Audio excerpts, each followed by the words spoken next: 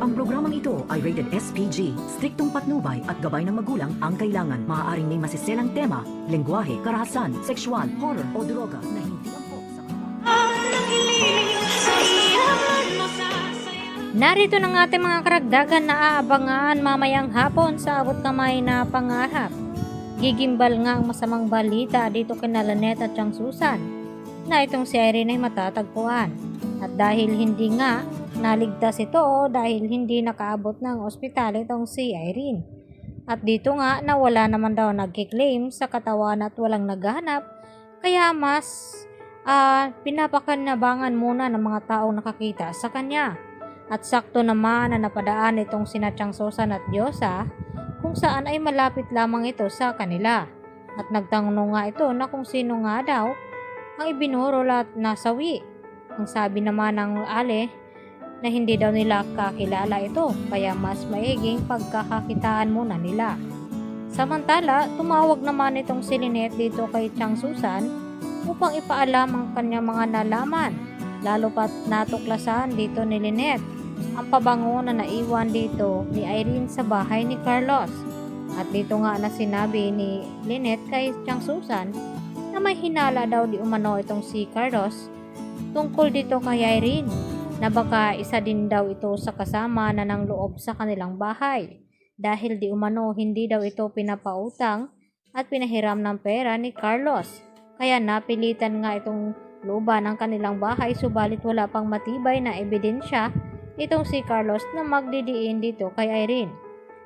Subalit ngayon nga ay natagpuan na itong katawan ni Irene na itinapon nga dito sa creek ng ilog ay tila hindi na maniniwala pa itong si Lynette na kung bakit may nangyaring masama kay Irene, lalo pat naghahanap na nga itong kaibigan dito ni Irene na si Joyce kung nasaan na nga ba itong kanyang kaibigan at hindi niya ito matawagan.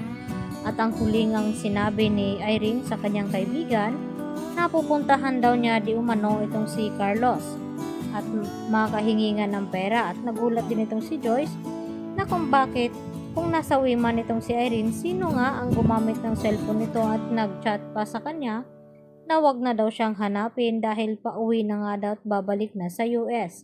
Kaya magtataka naman ngayon itong si Joyce na kung bakit matatagpuan na lamang niya ang kanyang kaibigan na wala ng buhay.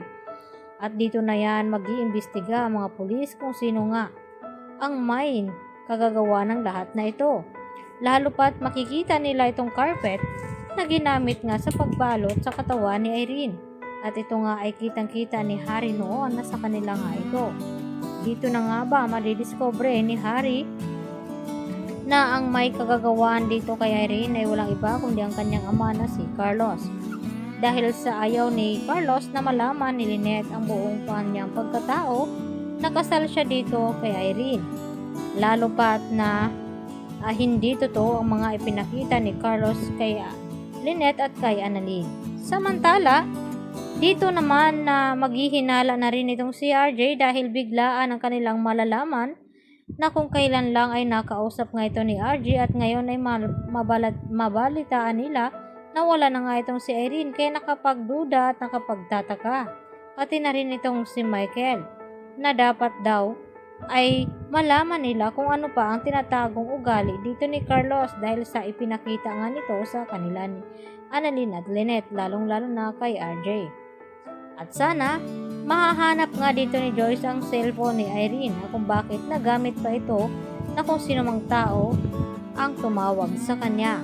Kaya yan naman ang ating pagkatutukan at aabangan dahil mas matindi pa ang mga gagawing plano dito ni Carlos, lalo pa na baka malapit-lapit nang matutuklasan ni Lynette at Annalyn ang kanyang sekreto sa tunay niyang pagkatao, lalo na ang pagiging ama niya dito kay Zoe na hanggang ngayon ay tinatago pa rin ito ni Carlos sa kanila ni Annalyn at Lynette.